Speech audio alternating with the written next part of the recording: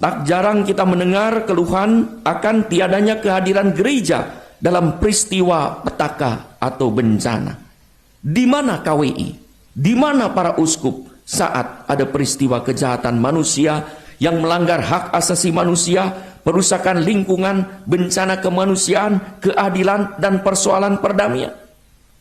Benarkah gereja tidak hadir? Benarkah KWI tidak hadir? Siapakah gereja?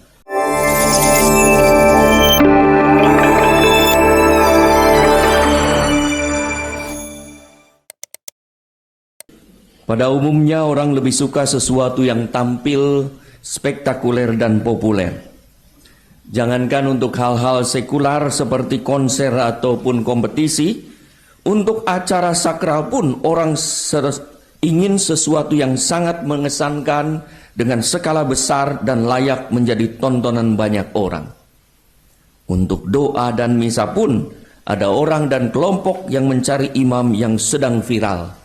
Seakan kehadiran Allah itu ditentukan oleh banyaknya subscriber dan viewers yang memberi tanda like jempol. Keberhasilan dan kesejahteraan orang kadang dilihat dari penampilan fisik karena badan makmur, wajah kinclong. Atau diperhitungkan dari relasi luas karena banyak teman, entah penguasa atau pengusaha. Dan mungkin juga dinilai dari kedekatan dengan tokoh agama dan budaya tertentu. Padahal bacaan pertama hari ini mengingatkan bahwa Allah mencintai pribadi yang diam dalam kebijaksanaan. Kebijaksanaan itu satu, tidak mendua, ada integritas, ada kesatuan antara perkataan dan perbuatan, antara identitas dan aktivitas. Padahal ada apa yang jauh yang lebih penting daripada penampilan luar yang kelihatan. Daripada external appearance, ada yang disebut dengan ketampanan, kecantikan batin, inner beauty. Saudara-saudara yang terkasih, Injil hari ini mengingatkan kita akan kehadiran kerajaan Allah yang bukan tampil dalam tanda-tanda fisik yang kelihatan, apalagi yang spektakuler, tetapi dari nilai-nilai hidup yang dihadirkan oleh Yesus, yaitu kasih, kebenaran, dan damai sejahtera. Hal ini mengingatkan kita akan apa yang disampaikan oleh Rasul Paulus dalam Roma 14:17. Kerajaan Allah bukanlah soal makanan dan minuman, tetapi soal kebenaran, damai sejahtera, dan sukacita oleh Roh Kudus. Ahli Taurat dan orang Farisi menantikan dan mencari Mesias lewat tanda-tanda spektakuler, tetapi tidak menyadarinya bahwa ternyata ia yang dinanti telah hadir di tengah mereka, bukan dari lingkungan kerajaan di tanah Yudea, tetapi dari keluarga tukang kayu Nazaret di tanah Galilea.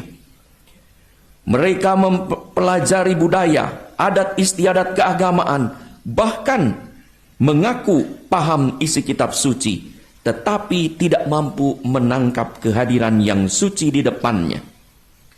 Mereka menantikan Kristus, tetapi terjebak mencari dan mengagumi tanda-tanda alam. Dalam Lukas 11:29-32, Yesus menegur mereka yang membanggakan kebijaksanaan Salomo, hingga Ratu Sheba datang untuk mendengarkan Salomo, dan kuasa pewartaan Yunus hingga bangsa Ninive bertobat. Padahal yang ada di situ Yesus lebih besar dari Salomo dan Yunus. Justru mereka datang mendahuluinya untuk menjadi tanda bahwa Yesus adalah Kristus yang akan menyelamatkan semua bangsa, tapi mereka tak mengenalnya. Maka Yohanes membaptis. Dalam Yohanes 1:26 berkata, "Di tengah-tengah kamu berdiri Dia yang tidak kamu kenal."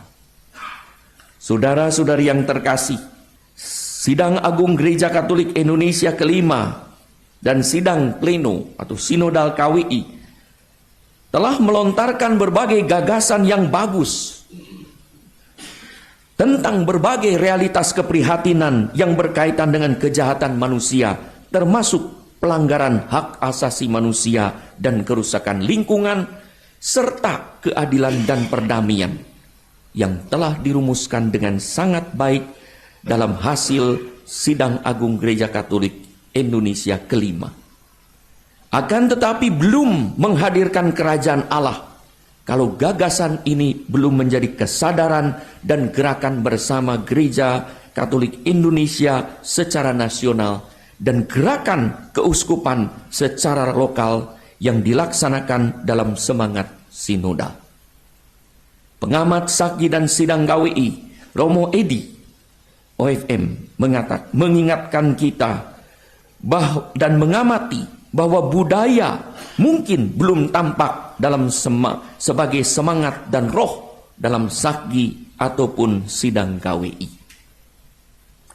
Mengutip apa yang juga disampaikan oleh Santo Yohanes Paulus II, iman yang tidak menjadi budaya adalah iman yang tidak sepenuhnya diterima, tidak dipikirkan secara matang, dan tidak dihayati dengan setia. Budaya adalah isu krusial dalam pewartaan Injil dan pelayanan kepada umat manusia. Itulah kiranya panggilan kita untuk membaptis budaya, hingga budaya lokal pun bisa diterima secara universal sesuai dengan nilai-nilai yang diajarkan oleh Tuhan. Monsinyur Victorius dalam sidang penutupan mengingatkan kita juga apa yang disampaikan oleh mendiang Yohanes Paulus II yang mengajak kita untuk membudayakan Injil dan menginjili budaya. Saudara-saudari yang terkasih, dalam Sakgi tak jarang kita mendengar keluhan akan tiadanya kehadiran gereja dalam peristiwa petaka atau bencana. Di mana KWI? Di mana para uskup saat ada peristiwa kejahatan manusia yang melanggar hak asasi manusia, perusakan lingkungan, bencana kemanusiaan, keadilan, dan persoalan perdamaian? Benarkah gereja tidak hadir? Benarkah KWI tidak hadir? Siapakah gereja? Bukankah kita semua? Siapakah konferensi wali gereja? Bukankah kita semua para uskup, baik yang aktif maupun sudah emeritus? Kehadiran gereja tidak ditentukan oleh figur tertentu, tetapi oleh roh dan semangat, oleh Roh Kudus yang berkarya pada masing-masing pribadi dan institusi yang ada dalam gereja. Kerajaan Allah hadir saat kita bisa menjadi pribadi dan institusi yang relevan dan signifikan, yang mempengaruhi secara positif dan transformatif kebijakan publik, mengawal pelaksanaannya, dan mendukung kebijakan publik yang sesuai dengan nilai-nilai Injil dan cita-cita Pancasila. Kerajaan Allah hadir sebagaimana kita berdoa, Bapa kami, datanglah kerajaanmu di atas bumi seperti di dalam surga. Saat terjadi transformasi, perubahan yang real di bidang material ekonomi, umat dan masyarakat sekitar di mana kita hidup dan di mana kita melayani makin berkembang dan tumbuh menjadi baik. Terjadi perubahan sosial di mana umat dan masyarakat makin bisa hidup rukun satu sama lain, dan juga terjadi perubahan mental dan moral hingga kita sungguh bersama-sama sebagai satu bangsa untuk mewujudkan cita-cita Pancasila. Dan juga terjadi perubahan spiritual di mana umat dan masyarakat makin takwa pada Tuhan seturut iman masing-masing. Di situ kerajaan Allah datang. Ketika ada orang miskin dilayani, ketika ada orang sakit disembuhkan, ketika ada orang yang kesepian ditemani, ketika ada orang yang putus harapan didorong dan diberi harapan, ketika ada orang yang sungguh membutuhkan mengalami kehadiran Allah. Di situ kerajaan Allah hadir. Saudara-saudari yang terkasih, tadi siang ketika makan siang kami berbincang-bincang di meja makan. Kebetulan Monsinyur Cornelis Sipayung dan saya baru pulang pangkas rambut di Pasar Boplo. Di situ ada Monsinyur, di antaranya adalah Frans Koponggung. Beliau bercerita, saya juga kalau pangkas rambut tidak perlu di Jakarta, tapi pangkas rambut di Larantuka. Pada suatu hari, saya panggil seorang imam, "Pastor, tolong pangkas rambut saya." Saya lihat, mana rambutnya? Semua sudah bening kecuali belakangnya. Romo itu bertanya, "Bapak Uskup, mulai dari mana?" Ini bukan diskusi, cepat potong. Mulai dari mana? Potong yang ada. Saudara-saudari yang terkasih, dari cerita ini, orang fokus pada apa yang kosong dan bolong.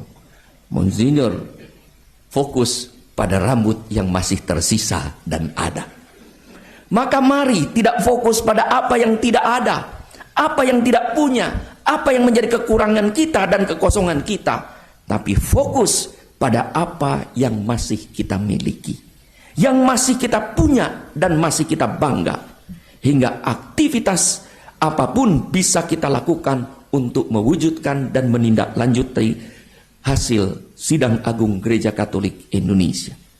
Mari tindak lanjuti hasil Saki sebagaimana kehendak para wali gereja yang diantaranya pada sidang pleno atau sidang sinode KWI telah memutuskan menerima hasil Saki kelima 2025, membuat dan yang kedua membuat dan menerbitkan nota pastoral berkaitan dengan isu-isu isi hasil Saki kelima yang berfungsi sebagai sikap bersama KWI terhadap berbagai persoalan, serta yang ketiga membentuk tim sosialisasi dan tindak lanjut Saki bersama para penanggung jawab Saki di keuskupan.